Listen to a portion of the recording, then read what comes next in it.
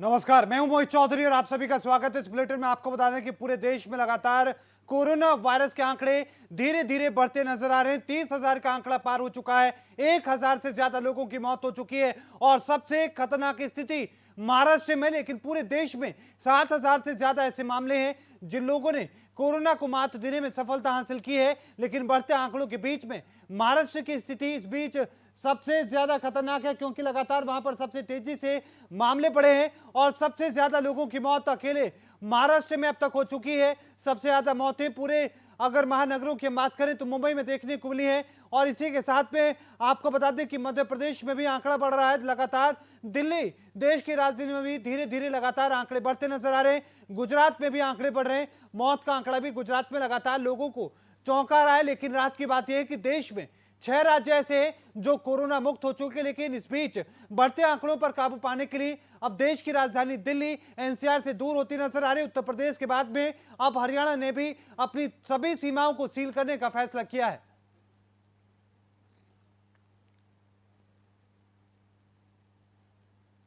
लेकिन ऐसे में दिल्ली के स्वास्थ्य मंत्री सत्येंद्र जैन ने कोरोना वायरस को लेकर अपडेट किया है। क्या कुछ उन्होंने कहा है, सुनवाते हैं। 3314 3314 केसेज हैं, जिसमें 206 केसेस कल के हैं और कल 201 लोग रिकवर भी हुए हैं। दिल्ली में कुल मिलाकर 1078 लोग ठीक हो चुके हैं अभी तक, जो कि कुल पेशेंट्स का 32% बनता है, 32% बनता है। और जो पेशेंट्स अभी इलाज करा रहे हैं उनमें से 53 आईसीयू में हैं और 12 लोग वेंटिलेटर के ऊपर हैं।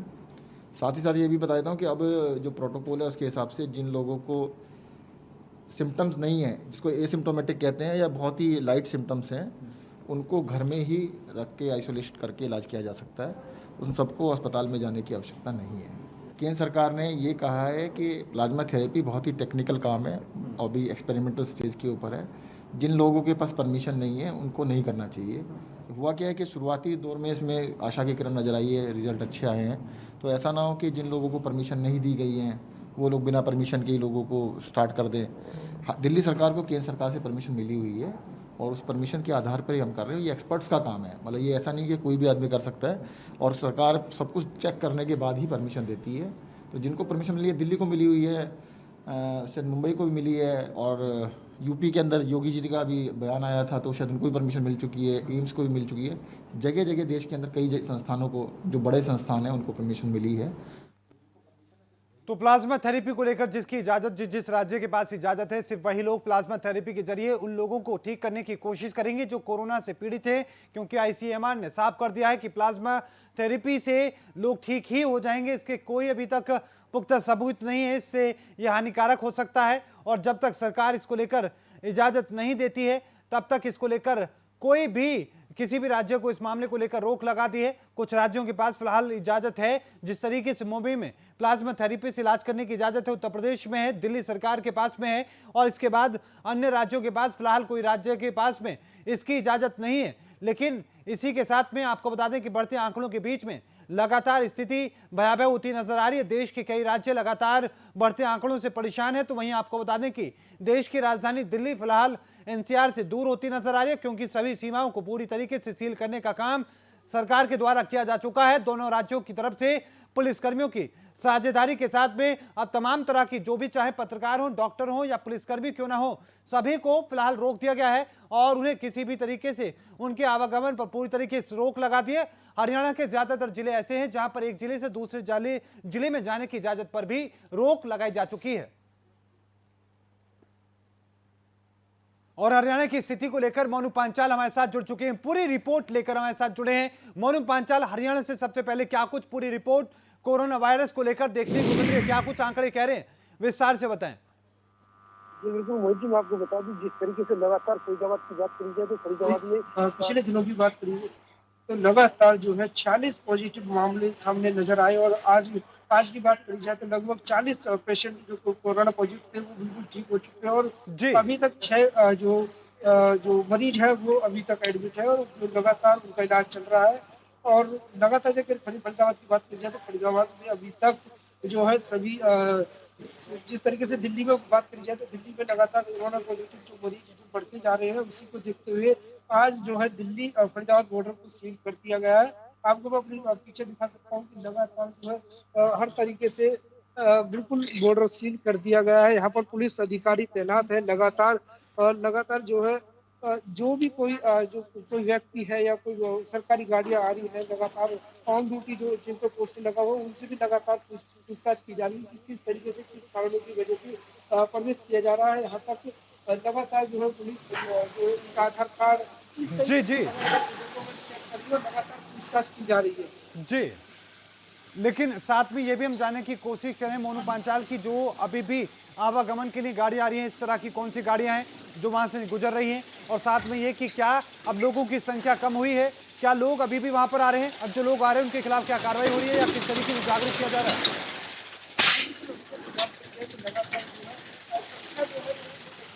जी जो गाड़ियों की लगातार कतारें जो लगा रहती थी, आज आप देख सकते जी हैं बिल्कुल दुकान है, इस तरीके से कोई आवागमन नहीं है यहाँ पर। और लगातार पुलिस जो है पूछताछ कर रही है, लगातार जो जिस तरीके की जो रोजाना की वस्तुएं हैं, जो लगातार जिस तरीके से राशन का सिलेंडर की बात करी जाए, तो इस तरीके की तमाम गाड़ियां हैं वो जरूर यहाँ पर जो है पास की जा रही है लगातार, और बाकी गाड़ियों को सभी को अंदर नहीं आने दिया जा रहा है।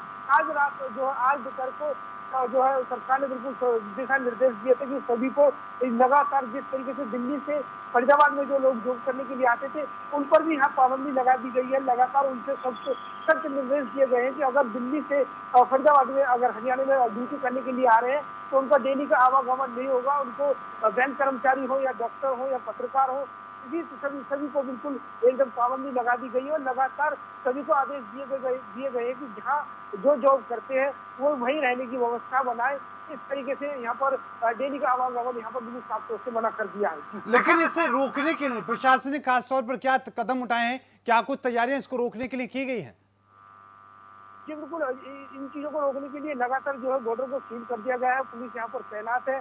बात करी जाए तो लगातार जो है यहाँ पर अभी जो पुलिस के अधिकारी है वो भी यहाँ पर तैनात है। वो भी यहाँ पर जायजा ले रही है हर तरीके से। हमारे साथ जो है यहाँ पर जो पुलिस अधिकारी है वो भी जो है यहाँ पर पूछताछ कर रही है। उन्हीं से जानते कि किस तरीके से हमारे साथ जो है बने हुए एसीपी अधिकारी, जिस तरीके से बात करी जाए तो किस तरीके से जो लोगों को संदेश दिया जा रहा है यहाँ पर। लॉकडाउन है और ऐसे समय में लोगों को अपने घरों में रहना चाहिए, बेवजह में सड़क पे इधर उधर ना घूमें। उनके खुद को भी स्वास्थ्य को खतरा है और लोगों को भी इससे खतरा है। तो हम बार बार लोगों को जागरूक कर रहे हैं, सोशल डिस्टेंसिंग का पालन करें। हरियाणा पुलिस और हरियाणा सरकार इस बारे में बहुत सतर्क है, सजग है, और हमारे सारी फोर्स सेंसिटाइज की हुई है। हम कानून का पूरी तरीके से पालन करा रहे हैं। धारणा जी, देखा गया कि लगातार जिस तरीके से आदेश दिए गए हैं, आज जो है 12 बजे के बाद जिस तरीके से सीमाएं सख्ती से सील करने की बात की गई, तो इस तरीके से किस तरीके से बात रखी गई है? सीमाएं सील की हैं और उसको कोरोना वायरस का बहुत ज्यादा स्प्रेड बाकी जिलों में ना हो, उसको मद्देनजर रखते हुए किया गया है। और ये एक तरीके से ठीक कदम है। लोगों के चुनौती क्या सामने आ रही है, किस तरह की चुनौतियां हैं, क्योंकि लगातार लोग आ रहे होंगे? तौर पे कंट्रोल होता है। हालांकि ये बीमारी का कंप्लीट सॉल्यूशन नहीं है, पर इसको काबू करने में, नियंत्रण पाने में काफी मदद मिलती है। हम इसका पालन कर रहे हैं, जनता भी कर रही है, पब्लिक कोऑपरेट कर रही है। धारणा जी, जैसे कि जिन लोगों को पता नहीं लगा वो लगातार आते जा रहे हैं, तो उन तरीके से उनको किस तरीके से समझाया जा रहा है? कुछ लोग हैं जिनकी मजबूरी है, जैसे अभी थोड़ी देर पहले थैलेसीमिया का पेशेंट आए थे तो उनको हमने अलाउ किया है। इसी तरीके से कुछ और भी साइकाट्रिक इश्यूज वाले पेशेंट थे, कहीं इलाज के लिए गए थे और दिल्ली किसी हॉस्पिटल में गए थे। जो इमरजेंसी केसेस हैं, एम्बुलेंस है, एसेंशियल फूड आइटम्स है, पेट्रोलियम है, उस तरह की चीजों को हम अलाउ कर रहे हैं। उसकी सप्लाईज तो कंटिन्यू रहनी चाहिए।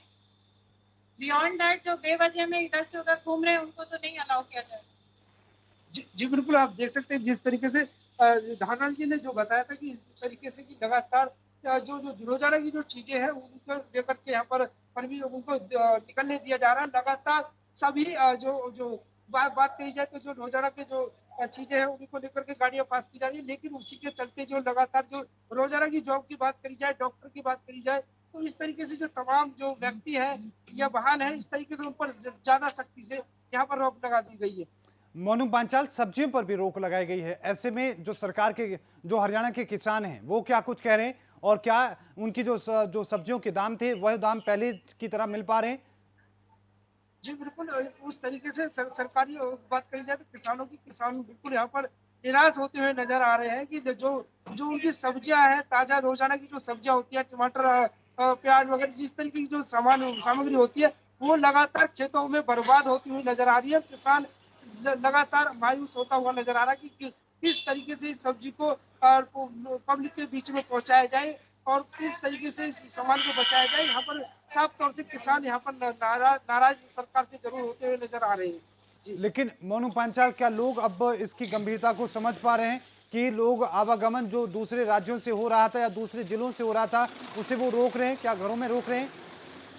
जी बिल्कुल, लगातार जो बात करी जाए तो कहीं ना कहीं फरीदाबाद वासियों को कोरोना वायरस से भयभीत जरूर नजर आ रहे हैं कि फरीदाबाद की बात नहीं, पूरा हरियाणा है। जिस तरीके से लगातार दिल्ली में कोरोना पॉजिटिव जो लगातार केसेस मिलते जा रहे हैं, उससे लगातार गुड़गांव की बात करी जाए, गाजियाबाद की बात करी जाए या फिर फरीदाबाद जिले की बात की जाए, तो लगातार यहाँ पर लोग भयभीत नजर आ रहे हैं। और सभी ने जो है जिस तरीके से प्रशासन ने कदम उठाया है कि बॉर्डर को सील कर दिया है, उस तरीके से यहाँ पर फरीदाबाद के हरियाणा वासी जो है वो लगातार यहाँ पर खुश होते नजर जरूर आ रहे हैं कि कहीं ना कहीं कोरोना जो पॉजिटिव केसेस है उनमें रोकथाम यहाँ पर जरूर होगी।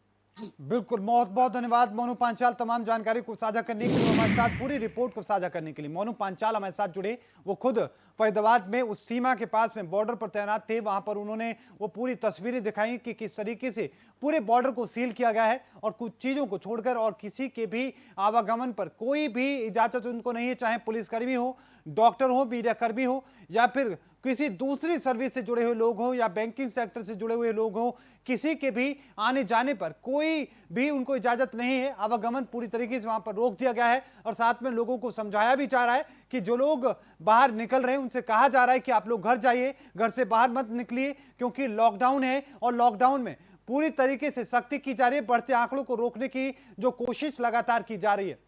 आपको यह भी बताते चले कि लगातार पूरे पूरे देश में अलग अलग तरह के आंकड़े देखने को मिल रहे हैं। महाराष्ट्र की बात करें, महाराष्ट्र में सबसे ज्यादा चिंताजनक स्थिति, उसके बाद दिल्ली में, क्योंकि पूरे देश में सबसे ज्यादा सख्ती फिलहाल दिल्ली में देखने को मिल रही है। 90 से ज्यादा कंटेनमेंट जो जोन से जो हॉटस्पॉट्स कई इलाके में रखे गए हैं वो लगातार बढ़ते जा रहे हैं। अब शाहीन बाग इलाका, वही शाहीन बाग इलाका जहां पर लंबे समय तक धरना प्रदर्शन लगातार जारी रहा था, अब वो इलाका भी अब हॉट स्पॉट की श्रेणी में आ चुका है। बावजूद इसके आंकड़े लगातार बढ़ते नजर आ रहे हैं। और अब गाजियाबाद का हम रुख करेंगे, गाजियाबाद से क्या कुछ स्थिति है। राजीव मिश्रा हमारे साथ पूरी रिपोर्ट लेकर जुड़ चुके हैं। सबसे पहले राजीव मिश्रा, गाजियाबाद से क्या कुछ रिपोर्ट है?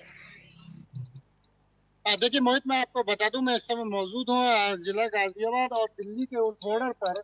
एक्चुअली जिला गाजियाबाद की कई सीमाएं ऐसी हैं जो गाजियाबाद को जोड़ती है। मैं देखिए ये एक बोर्ड लगा हुआ है, मैं आपको दिखाना चाहता हूँ।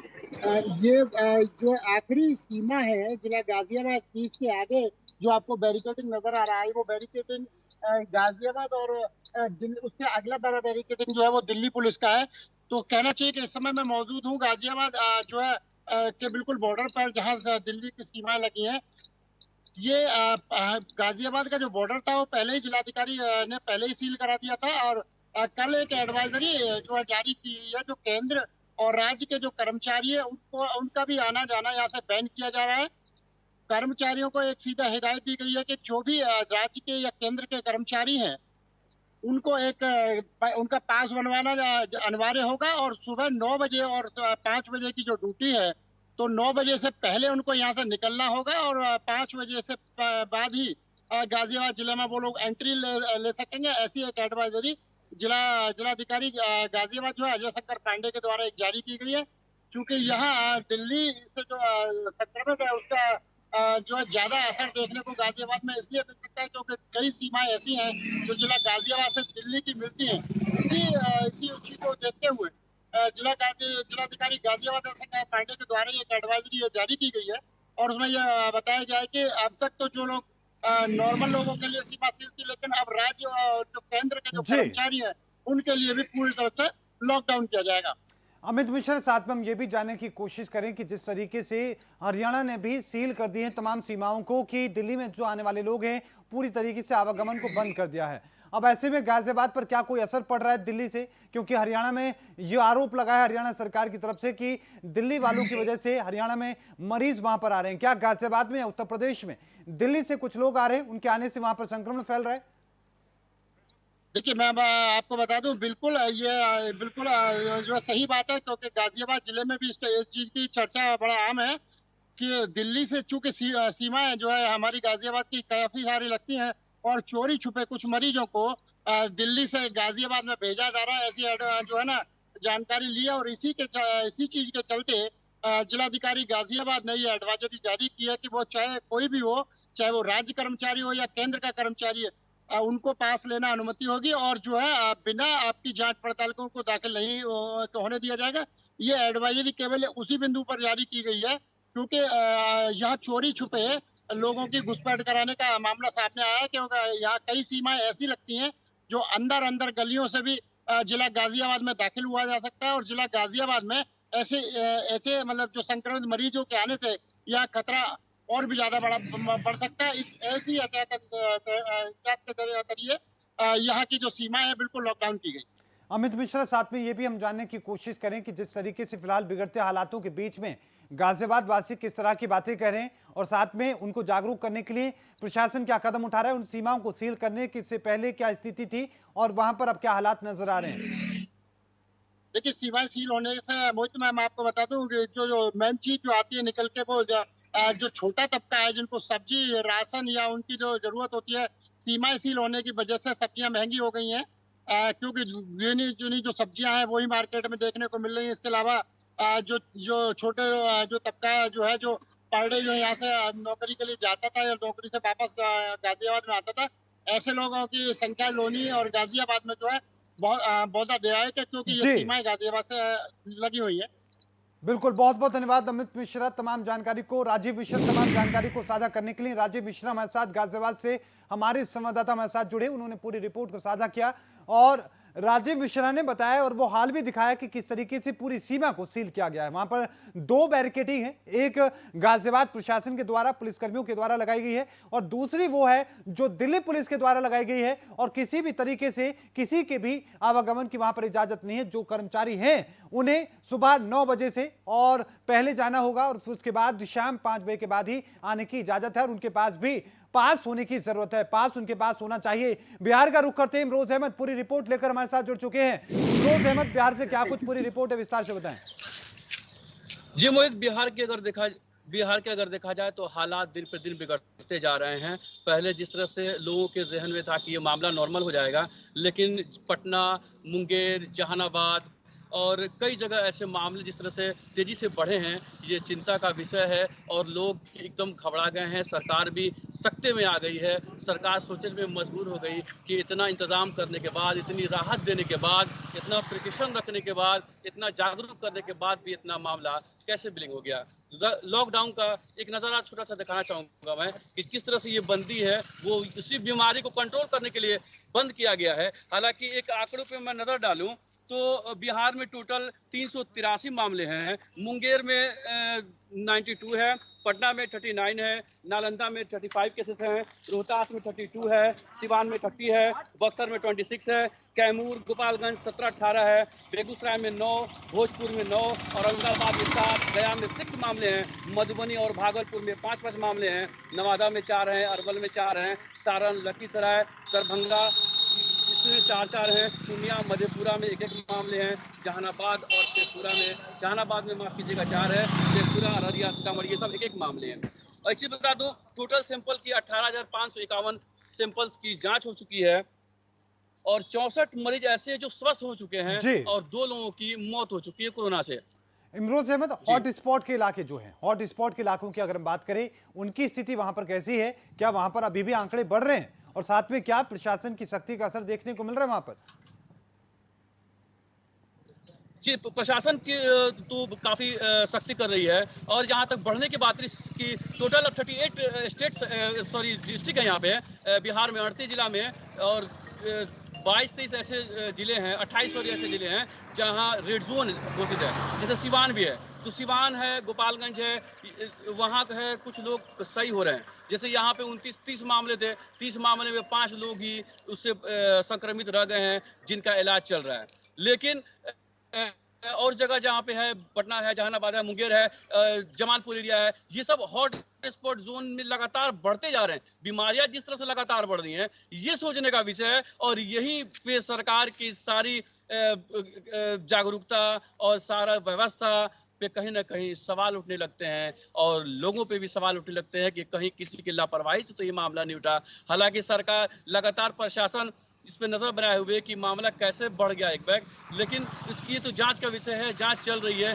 फिर भी जिस तरह से मामले जी रोज बिल्कुल बढ़ते जा रहे हैं, ये चौंकाने वाले हैं। जी बिल्कुल, बहुत बहुत धन्यवाद इमरोज अहमद तमाम जानकारी को साझा करने के लिए, पूरी रिपोर्ट को हमारे साथ साझा करने के लिए। बिहार से इमरोज अहमद जुड़े, उन्होंने हर जिले का वो आंकड़ा बताया आपको कि किस तरीके से उन जिलों के अंदर अभी आंकड़े देखने को मिल रहे हैं।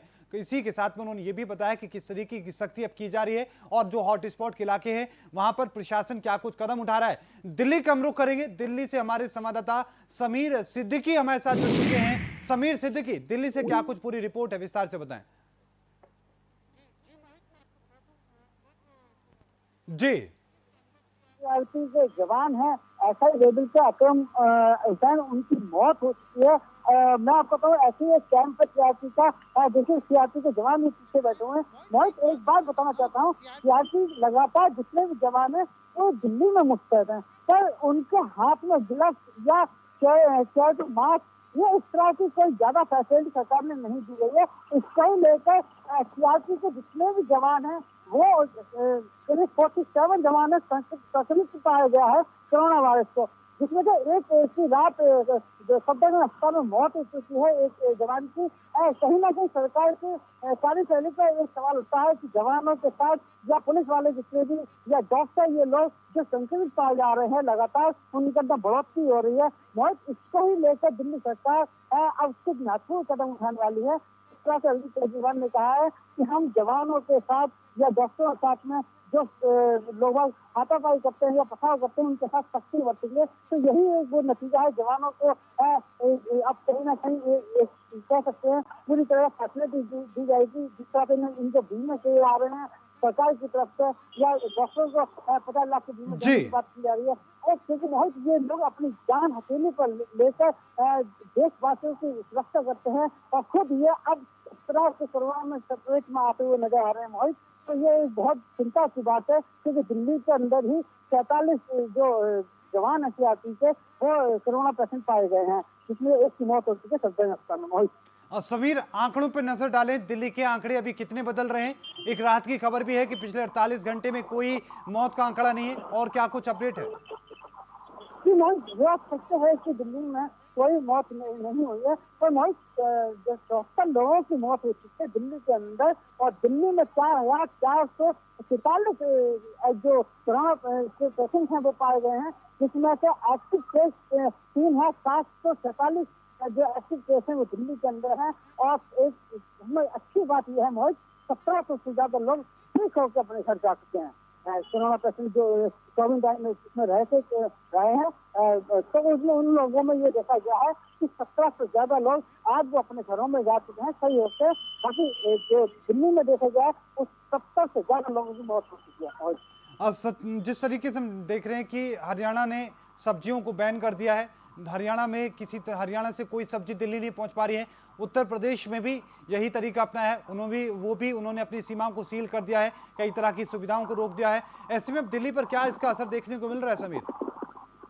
देखिए मैं आपको एक बात बता दूं, दिल्ली की जितनी भी सीमा है वो उत्तर प्रदेश से या हरियाणा से लगती हुई है, और यही वो सीमा है यहाँ से दिल्ली में खाद्य पदार्थ आता है, जो खाने का सामान है दिल्ली वालों के लिए वो इन्हीं सीमा से आता है। अब दिल्ली में जिस तरह से एक्टिव केस मिले हैं और इसमें लेकर यूपी में या हरियाणा में जो बढ़ोतरी हुई है, तो इनका सरकार का मानना है कि जिस तरह दिल्ली में एक्टिव केस बढ़ोतरी हो रही है वही हरियाणा और यूपी का हाल है। यूपी में लगातार कोरोना के पेशेंट लगातार बढ़ते जा रहे हैं। चाहे हरियाणा की बात करें, हरियाणा में इसी तरह का हाल है। तो इसको लेकर सरकार थोड़ी सख्त हुई है और वही सरकार नहीं चाहती कि उनके राज्य में किसी भी तरह के कोई एक्टिव केस और बढ़े, क्योंकि वो लगातार अपनी सीमाओं को सील कर रहे हैं। क्योंकि उनका ये मानना है दिल्ली में जितने भी एक्टिव केस कहीं ऐसा ना है कि एक दो संदिग्ध व्यक्ति दिल्ली हमारे स्टेट में आके और एक्टिव केस को और बढ़ा दे। समीर, तेलंगाना के बाद अब पंजाब सरकार ने भी बड़ा फैसला किया है। लॉकडाउन को 2 हफ्तों के लिए और बढ़ा दिया गया है। क्या दिल्ली सरकार की तरफ से ऐसा कोई कदम अब तक उठाया गया है या उसको लेकर कोई तैयारी की जा रही है? जी मोहित, मैं आपको बताऊं, पंजाब सरकार ने जिस तरह से 2 हफ्ते के लिए लॉकडाउन बढ़ाने की बात की गई है और इसी को लेकर अरविंद केजरीवाल की अपने कैबिनेट मंत्रियों के साथ बातचीत चल रही है। देखना यह है क्योंकि अभी थोड़ी देर पहले ही अरविंद केजरीवाल ने कहा था कि मैं अपने कैबिनेट से बात करूंगा और फिर बताएंगे कि 3 मई को लॉकडाउन में बढ़ोतरी 3 मई को जो होगी लॉकडाउन की सीमा खत्म होगी, उसमें क्या बढ़ोतरी की जाएगी या बढ़ोतरी खत्म की जाएगी। तो आज या कल में अरविंद जी बिल्कुल, बहुत बहुत धन्यवाद समीर सिद्दीकी पूरी रिपोर्ट को साझा करने के लिए। दिल्ली से हमारे साथ जुड़े समीर सिद्दीकी ने बताया कि क्या कुछ किस तरीके से आंकड़े बढ़ते नजर आ रहे हैं, लेकिन साथ में वो चुनौती सीआरपीएफ के जवानों के लिए जो लगातार मुस्तैदी के साथ में लोगों को लगातार उनकी सुरक्षा में मुस्तैद हैं और तमाम बॉर्डरों पर तैनात हैं और वो भी अब संक्रमित पाए जा रहे हैं। एक बड़ी चुनौती सरकार के लिए, उनको भी बचाना है, उनको सुविधाएं देनी है और साथ में कोरोना वायरस की जंग में उन्हें हारने नहीं देना है। इस बुलेटिन में अभी के लिए इतना ही। देखते रहो वोक इंडिया। मुझे दीजिए इजाजत। धन्यवाद।